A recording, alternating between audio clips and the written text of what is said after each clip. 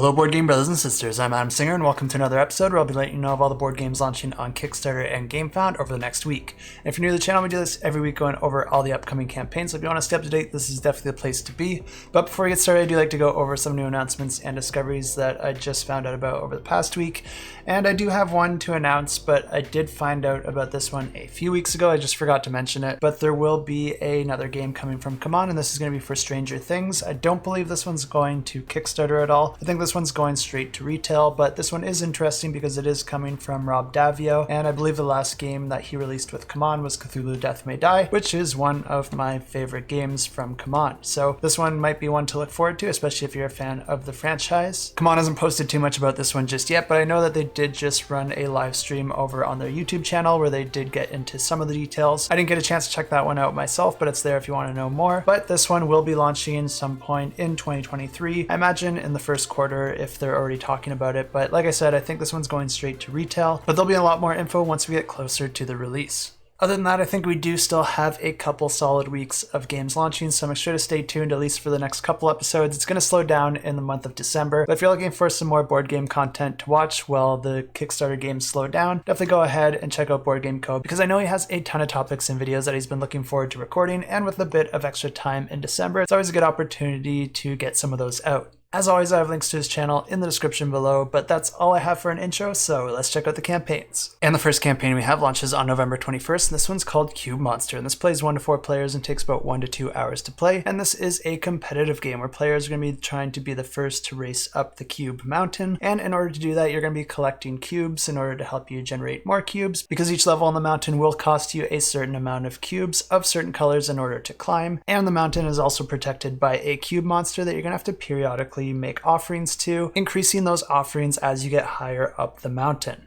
And the game plays over a series of rounds, but there's always going to be one player acting as the active player, and this is going to alternate each round, but basically that player is going to be drawing cubes randomly from a draw bag, and then creating this shared pool where players will be drafting their cubes from over the course of that round. But that player also gets to make the decision of which cube is going to get sacrificed to the cube monster. And in order to do that, you're going to be placing one of those cubes out onto the monster's board, and the board has a few different areas where you can put cubes, and they're each going to be color-coded to a particular color, and you can only put cubes of that color in that space on the monster board. But the catch here is that anytime there's a full row, column, or diagonal of cubes, that's going to trigger the roll of the monster die. And the monster die is just going to dictate how many cubes each player needs to sacrifice to the monster that turn in order to not get penalized. But each of the cubes you sacrifice does have to be a different color as well, so this does get more difficult if you happen to roll a higher value. But if you're able to fulfill the requirements, then you will get rewarded with an ability card. But if you are not able to make the appropriate sacrifice, then you're going to get penalized with a disaster card.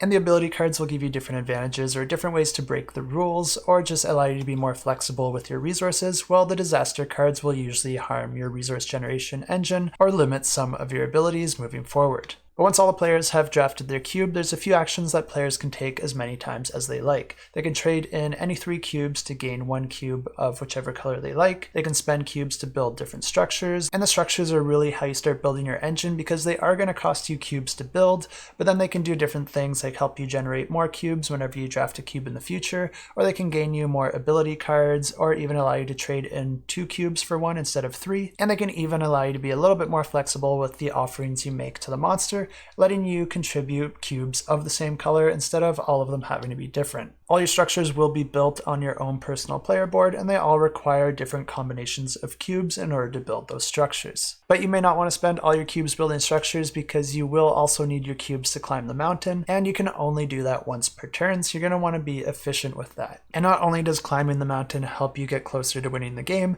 but it also earns you some special cards for some more flexibility with your cubes, or to upgrade the existing buildings that you have built. And the player that makes it to the top of the mountain first wins the game, and if you want to know more, I have links in the description below. And launching on November 22nd, we have Elden Ring, the board game. This plays 1 to 4 players cooperatively, and the most minimal version of the game is going to be offering up a 20-hour replayable campaign. And this one is my own personal pick of the week, and I admit it, it's mostly for the IP, but I do think there's a lot of really interesting decisions here as well, and I really do like how they are taking on the IP and trying to stay as true to it as possible. And the first example of how they're doing doing that I'm a huge fan of is the way that they're translating the world of Elden Ring into a tabletop game. Even if you're only slightly familiar with Elden Ring, you can probably guess that it boasts quite a massive map with quite a lot to discover. And translating that entire map into a board game while trying to keep all those POIs would obviously create quite a lot of bloat and probably wouldn't be feasible for a board game. So the way that they're doing that is rather than watering down the world, they're just going to be focusing on specific regions and trying to stay as true to those regions as possible. So this means that you can't explore all the areas of the map, but the areas that you can will maintain a much truer feel to the original game and the original world. And of course, this does leave a lot of room for expansions in the future, and you can probably expect at least 2 more campaigns down the line. And something I really like about this campaign is that even for this first one, there's going to be a few different options depending on how much content you want to sign up for. And the most minimal version of the game that you can pledge for is the entry-level pledge, which is going to provide a 20+ hour replayable campaign, which is going to introduce all the core elements of the game like character customization, side quests, and narrative that changes based on the player's decisions. But this version of the game will also just come with a single dungeon and just a single final boss. So this is going to have you starting in the Weeping Peninsula, then you're going to be battling your way through CMON until you get to the final boss, and once you defeat the final boss, you essentially win that campaign. And for most of us, these big narrative campaigns don't really ever get completely finished, so I think this is a great option for anyone that thinks they can sink about 20 hours into the game, or if you just want to get a smaller version to try the game first and see if you like it before you dive into more content, because there is more content. The core pledge is going to be adding another 30 to 40 hours to your campaign, adding a whole bunch of different dungeons, side quests, and bosses into that initial experience. And of course, it's going to be expanding the map, allowing players to explore the regions of the Grafted King. And in addition to that world building, another thing that is a huge aspect of Elden Ring is the variety of bosses. And I think this pledge is really going to give you that, bringing a lot more variety that just isn't offered in that entry pledge. So if you don't want to miss out on that element of the game and you really want to translate that into the board game experience, I think the core pledge is probably what you're looking for. And of course, if you really want to get crazy, there is the all-in pledge, and this is going to be adding more dungeons, more bosses, and just a lot more content and areas for players to explore. Of course, it's going to be adding a lot more hours to the campaign, and all this is going to be added through the Stormville Castle expansion, as well as 2 Kickstarter exclusive expansions, which are the Erdtree Avatar and the Flying Dragon Agheel expansions. And I don't have a clue what any of those are, but if you've played the game, those probably sound familiar. And as I said, there will be more campaigns for this in the future, and I'm 99% sure that anything that's exclusive in this campaign will be offered in those future campaigns. So if you feel like you might be missing out and you really want to get this now, I think there's a pretty good chance that you're okay to get one of the smaller pledges, and then if you really like the game, you can always back it for more in the future in one of those future campaigns. So with all that said, whatever you spend here is 100% not my fault. But the way that this game works is that players are going to be starting out on a particular tile, and players are going to be building up the map as they play the game. Players are going to be taking turns drawing tiles and putting them out on the map as they explore. Depending on the region you're in, that's going to dictate which subset of tiles you have access to, but you're just going to be drawing these randomly, so the map can form a little bit differently from game to game, adding a bit of variety even if you play the same campaign a second time. And each of these tiles can offer all sorts of options to the players, such as collecting different resources or materials, or interacting with NPCs in order to gain clues on how to move forward, or to trade, sell, or buy gear to level up your character. And for those of you that are familiar with Elden Ring, you're probably wondering how they incorporated 2 of the most important points of interest in the game, which are the Sites of Grace and the Stakes of Marika. And the Sites of Grace are going to be working exactly like they do in the video game, where they're going to be refreshing your health and your flasks, but they're also going to be resetting all the enemies out in the overworld. The Stakes of Marika are going to work a little bit differently, because rather than acting as spawn points, which could be a little bit fiddly for a board game, constantly being spawned back at a certain location every time you die, instead what they're going to do is give you some extra lives anytime that you go up against a boss. And I do think this is a good change. Not only does it allow the board game to feel a little bit different than the video game, but I think it'll streamline your gameplay quite a lot, which is really important, especially for these really large campaigns. But of course, the world of Elden Ring isn't all about the sites, and some of these tiles will be protected by different enemies,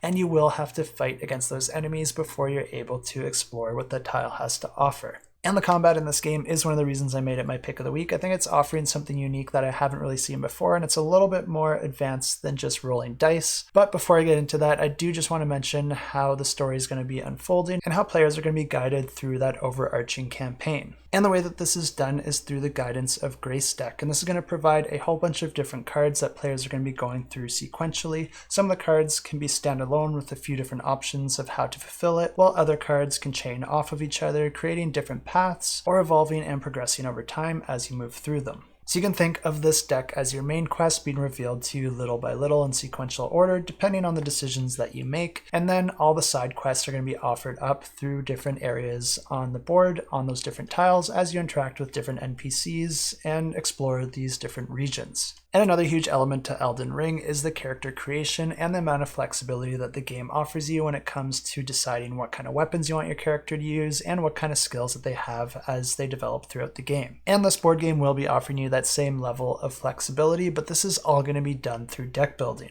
Each player is going to be able to build their own dedicated attack deck based on their crafted consumables, as well as any weapons and equipment they're able to find. And of course, they will be able to assign different Ashes of War to their weapons, which essentially grants them with a special attack. But this is just one layer of your attack deck, because you're also going to be combining that with the deck of your character, which you're going to be customizing by leveling up and increasing different stats. And when you enter combat at the start of each round, you're going to be taking all the enemy cards as well as your own initiative cards, and you're going to be shuffling them together and creating a river. And the order of that river is going to dictate when you, your allies, or the enemies get to attack. The enemy card's going to have a few different options for the enemies to attack you, but when it's a player's turn, you're going to have 3 actions each, and you're going to be using those actions to do different things like attack, move, or change battle stances, or you can even use your actions to draw up additional cards. And players are always limited to 3 actions no matter how much they level up their character, but you can level up your hand size, giving you a lot more options and flexibility, which actually makes you quite a bit more powerful in battle. And this brings me to the aspect of battle that I think is the most interesting and unique, and one of the reasons that this is my pick of the week,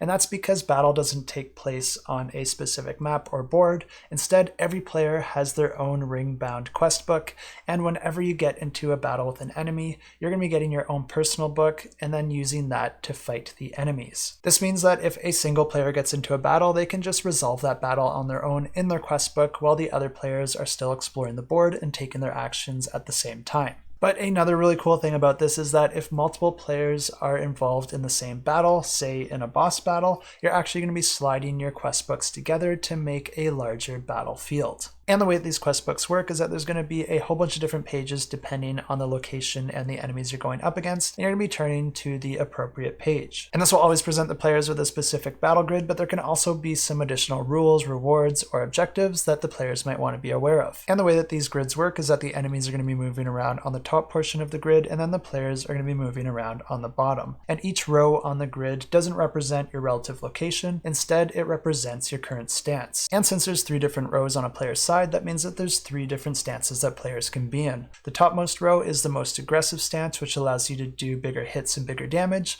whereas the bottom row is your more defensive stance, which is going to allow you to gain another card into your hand at the end of each turn. And then there's the neutral stance in the middle row, which is going to give you more control over your initiative order, because you'll be able to put your card anywhere that you want in that initiative river. And all of this works similar to the enemies as well, where they can behave a little bit differently depending on which row they're in, but there are certain spots on the enemy side of the grid that can open them up to different attacks and critical hits. So that means that if the players are able to get them into those spaces and then also get into an aggressive stance, then you can really nail them with a powerful hit. And this is where it really matters which column you and your enemies are located out on the grid, because that's going to represent the spatial element of the battle and where you are relative to all the different enemies and whether or not you or your enemies are in range. And of course, you'll have this board full of a whole bunch of different miniatures to represent your characters as well as the different enemies, and this is another reason that I'm looking forward to this campaign so much. I don't really base a game on its miniatures, but one thing Elden Ring is known for is its crazy designs and its really intricate and elaborate monsters, and I'm just really excited to see those on the tabletop. And if this one sounds interesting to you, or if you just want to check out what those miniatures look like, I have links to this campaign in the description below, and if it hasn't launched yet, you can click that link to get notified. And also launching on November 22nd, we have Pest, and this plays 2 to 5 players and takes about 60 to 150 minutes to play. And this is a competitive game where players are leaders of different houses in an empire that's been struck by plague. And players are going to be competing to build up the empire back to its former glory, gaining victory points and renown for their contributions towards doing so. Players are going to be taking turns placing workers on their own personal player board in order to perform actions, and the different actions you can perform are to harvest different resources, spend those resources to build different buildings, move your containment teams around on the board in order to cure and quarantine different people, and then you can also assign your healthy population to work in your constructed buildings or send them as diplomats in the capital city in order to gain influence and bring additional benefits. But the thing that I really like about this game and what makes it really unique is the way that the action selection works, because each player is going to have their own action selection grid on their own personal player board, and you're going to be putting your worker in one of those locations on the grid, and that's going to allow you to perform 2 different actions. All your actions are going to be associated with either a row or column along the top or side of this grid, and wherever you put your worker within those rows and columns dictates the 2 actions that you have access to. Of course, each worker is also going to take up a spot on that grid, so you're only going to be able to get that combination once in a round. The players can also upgrade these actions throughout the game as they build different buildings and research different technologies, creating multiple paths to victory, but then also creating a bit of an engine that's going to ramp up until the end of the game. Players will get all sorts of different benefits for doing all this, but of course rebuilding the city and curing it of the plague will all gain you victory points, and the player with the most victory points at the end of the game wins the game. And now launching on the 22nd, we have Tank Clash Western Front, and this is a game for 2 players that I did cover a couple weeks in a row now because I thought it was launching, but it keeps getting pushed back. It looks like it will be launching on the 22nd, so if you've been looking forward to this one, you can check it out then. And I have links in the description below if you want to get notified, but I'll just go ahead and roll my previous footage for you now. And in this game, each player is going to be controlling their own platoon of tanks, each with their own stats and defense, and your tanks are going to be represented by stacks of tokens out on the main board. Depending on your tank's defense value, you're going to be adding 1 more token to that stack, and if players want to defeat that tank, then they need to deplete that tank of all its tokens. But what's nice here is that you're also going to have an ace character that you can add to one of your tanks to roll an additional die when it comes to your dice rolling. And to win the game, you just have to complete one of 3 objectives. First, you can either capture an enemy checkpoint, destroy a subset of their tanks, or destroy the tank that has their ace unit on it. And the main play area is going to be set up by placing out 4 different boards, and these boards will have all sorts of different terrain on them, and they'll have different effects on the tanks that are in those spaces. And players are going to be taking turns performing just 2 actions on their turn, and they're going to be spending those actions between movement and attack.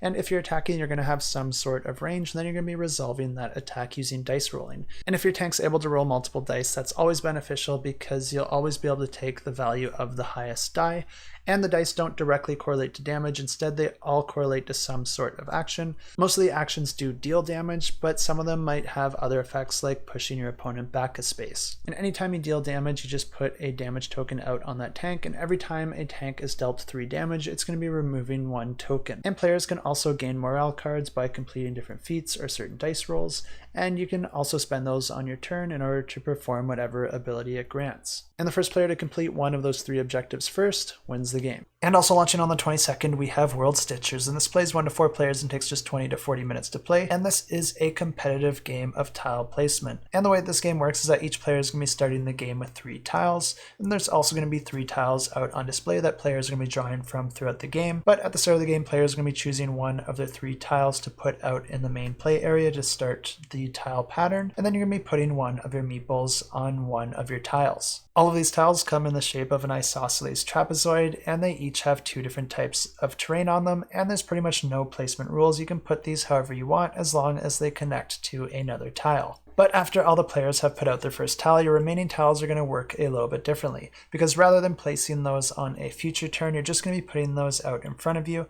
and you're going to be spending those as stamina in order to move your meeple around out on the board. But I'll get back to that in a moment because each player is going to be taking turns, and on a turn you have an action phase and then your movement phase. And during the action phase you're going to have a few different options, but one of the actions available to you is to take a tile from the shared display and then put it into the main play area. And whenever you place a tile, you're going to be trying to connect the same terrains together, because anytime that you're able to do that, any terrains that are connected together are going to gain an energy token. If that token shares a space with any player's meeple, then that player will be able to gain that token. And these are really important because they're each worth victory points at the end of the game, but you're also going to need these energy tokens if you want to perform any other actions on your turn, because the other actions are to spend 2 of these tokens to gain 1 more movement tile, or you can pay 8 of these tokens to gain a victory point card, which is essentially going to get you more victory points for the same amount of tokens. But after the action phase, we move into the movement phase, where players will be able to flip any of their movement tiles in order to move to an adjacent terrain, matching one of the terrains of the tiles that they exhausted. This is going to allow their players to move their meeples around on the board and try to collect as many of these energy tokens as they can. And the game ends as soon as you completely run out of tiles, or whenever a single player gains 3 of those victory point cards.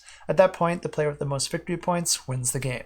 And also launching on November 22nd, we have the next installment in the Tiny Epic series, and this is for Tiny Epic Crimes. And this plays 1 to 4 players. It takes about 30 to 60 minutes to play.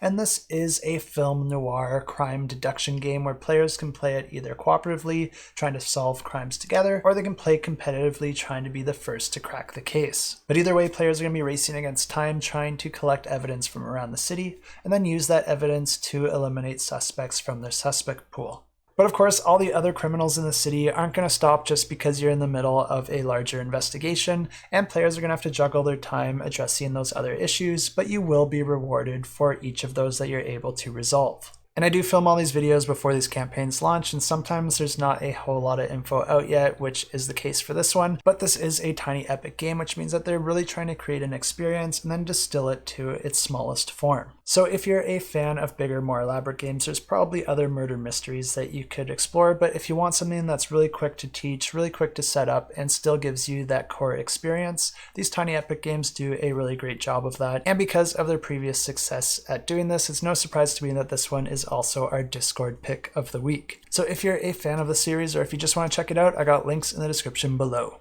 And also launching on the 22nd, we have Clash of Decks Season 3, and this is a game for 1 to 2 players. It takes just 15 to 30 minutes to play, and this is a campaign that I did cover a couple times in the past for Season 1 and Season 2, and they did have a really interesting series of campaigns, and I'm really happy to see the success that they've had, because their initial campaign was essentially offering the game practically for free, and I'm really glad to see that that paid off for them, and people are liking the game. And now they've progressed to the point where they have a whole bunch of different decks, with this new season adding 4 more, and then they're also adding a mobile video game. Some really cool developments there, but if you want to know exactly how this game plays, I'll just go ahead and roll my previous footage for you now. And in this game, players will have their own hand of cards to attack their opponents with, and the game plays in 3 different modes. You can either use the pre-constructed hand of cards that are defined by the rules of the game, or you can use a drafting mechanism to draft heroes into your hand, or the constructed mode where players will be defining the cards that they use in their own hands, which is the more advanced mode of play. Players will each have 8 cards in their hand, and the order does matter because you can only play cards left to right. And then there's the special card, which is the fort card, which each player is trying to protect from their opponent. Players are going to be alternating turns, and there's 3 phases in a turn. First, you're going to be generating mana equal to the number of cards in your hand, and then you're going to go into the summoning phase where you're going to be spending that mana in order to play the cards in your hand. Although players are limited to playing their cards left to right, they do have some flexibility when it comes to putting their card out on the table. There's going to be 2 bridges out on the table, and each one represents a lane, and players can decide if they want to put it in the first bridge or the second bridge's lane. One side of the bridge represents one player's realm, while the other side represents the other player's. Once players have played all the cards that they're able to play, it moves into the assault phase where the player can activate the cards to inflict damage on the other side of the bridge.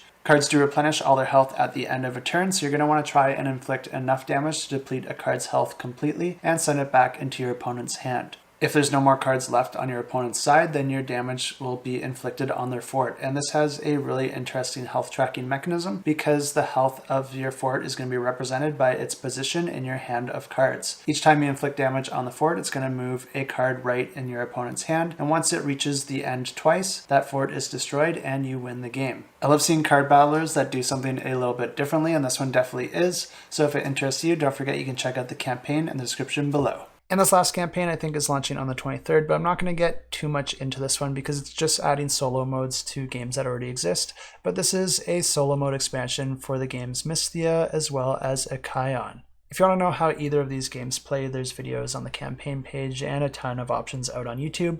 But if you already own either of these games and you're interested in a solo mode, or if you are primarily a solo gamer, this is a couple new options for you. So I'll just go ahead and leave a link to this in the description below and you can check it out if you want to know more. And those are all the campaigns I have for you this week, but don't leave yet because we still have an awesome giveaway to announce, and this one is for Super Dark, a game about money in politics.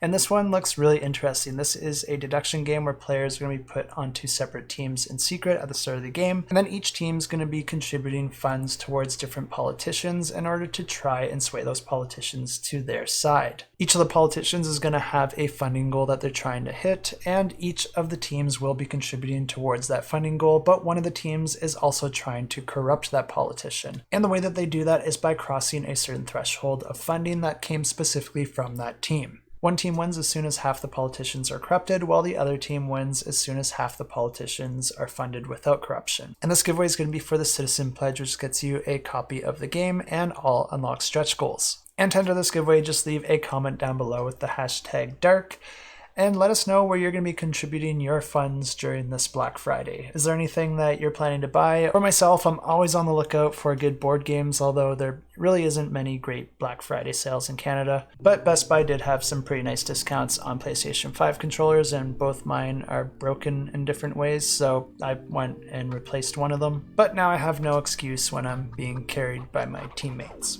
Good luck in the giveaway, but now let's go ahead and draw the winner from last week's giveaway. And last week we had a pledge giveaway for Copan City, and to draw a winner I use this fancy application here. All these extra names are bonus entries for my Patreon subscribers, and if you do like this content and you appreciate the giveaways and all the effort that goes into this, I do have a Patreon linked in the description below where you can get more involved in the channel and help make all these efforts just a little bit more sustainable. But let's go ahead and draw those comments and draw the winner. And the winner is Mark Spellmeyer, and this is one of our Patreon subscribers, so I'll reach out to you and let you know that you won yourself a pledge for Copan City. And that's everything I have for you this week. I hope the video was helpful, and as always, thanks so much for tuning in, and until next time, keep that shelf cluttered and the table full.